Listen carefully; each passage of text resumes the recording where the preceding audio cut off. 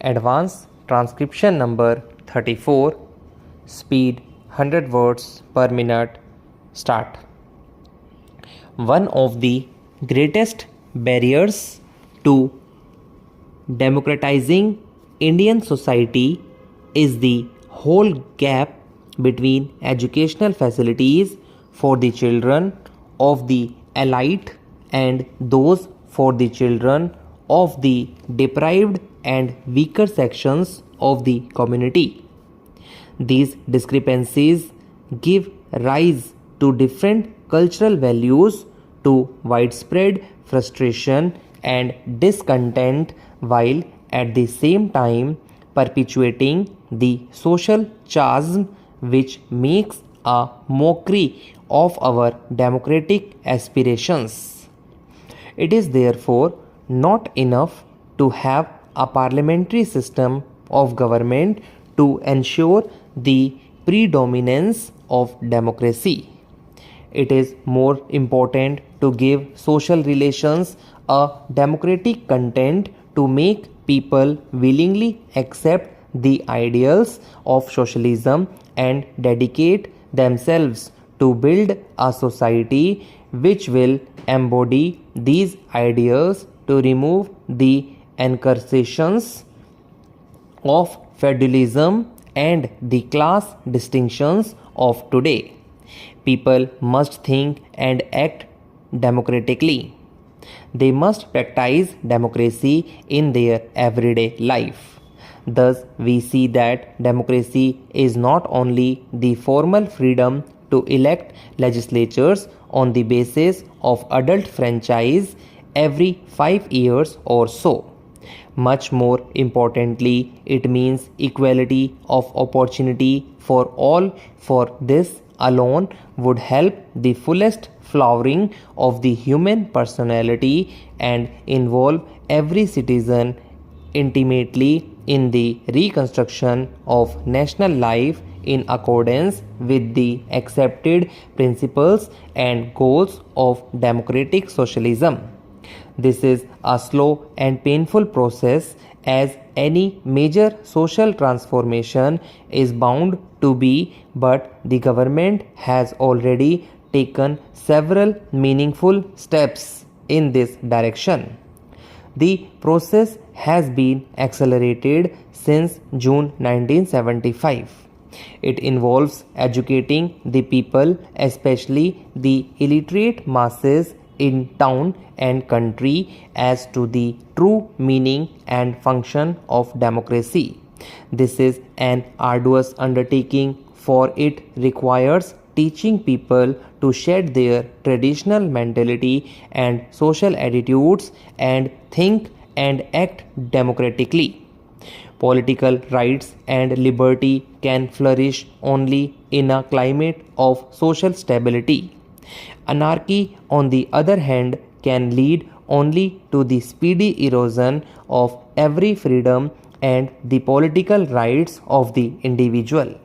When self-seeking politicians inflame the antipathy of various disaffected groups to the government in such a manner as to rend the structure of society and unhinge the prevailing political system, it becomes the means of subverting democracy.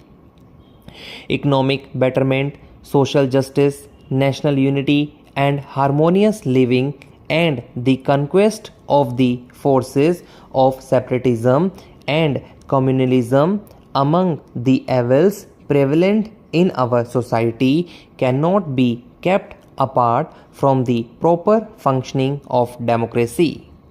This presupposes the existence of representative institutions chosen by the people from the grassroots upwards, and popular participation in nation building activities both at the level of decision making and execution.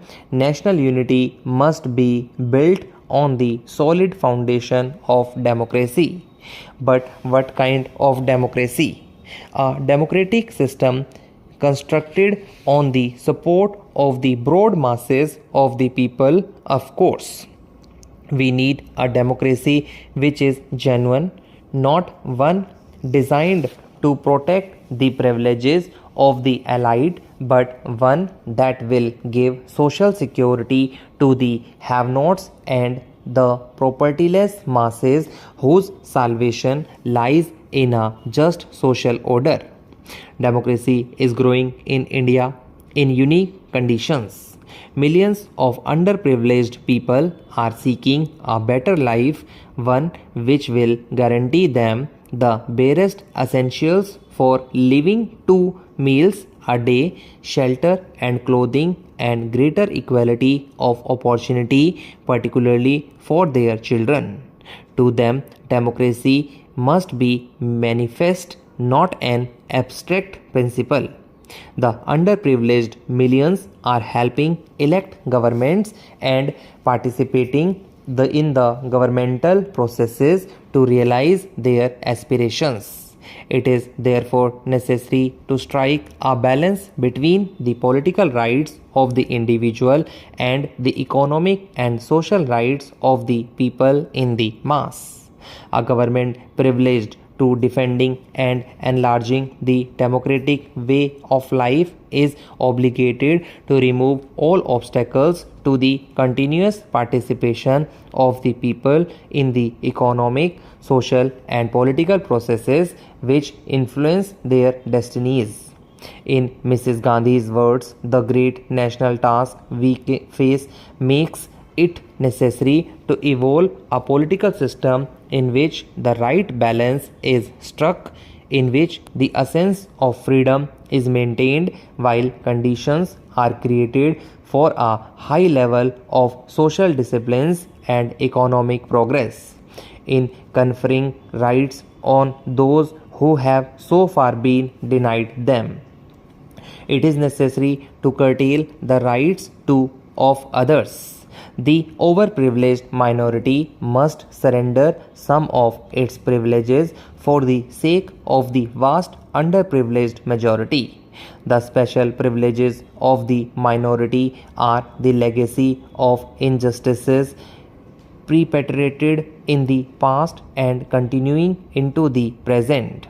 They must therefore be abolished as soon as possible to ensure the creation of an egalitarian society where all citizens have equal rights in practice no less than in theory.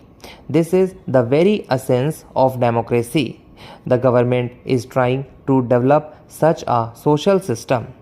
It has set in motion a chain of actions which will usher in a democratic socialist society. There should be more Janta trains for second-class passengers. I find, sir, that there is going to be a provision for more fans for first-class passengers. Well, I do not grudge that facility to the first-class passengers, but I would like more facilities to be given to our second-class passengers because it is they who contribute most of their revenues. It is heartrending to see our overcrowded trains, and we anticipate that there will be an increase in our railway traffic. As a matter of fact, I think that when our women gets fully emancipated, they will be traveling much more in our railways than they are doing today. You go and see the Western countries. There you find that the greater number of passengers is represented by women. It is not so in this country. I would say one or two words about catering in our railways. I am not one of those who wish to be very critical of catering. I think the standard of catering is not bad.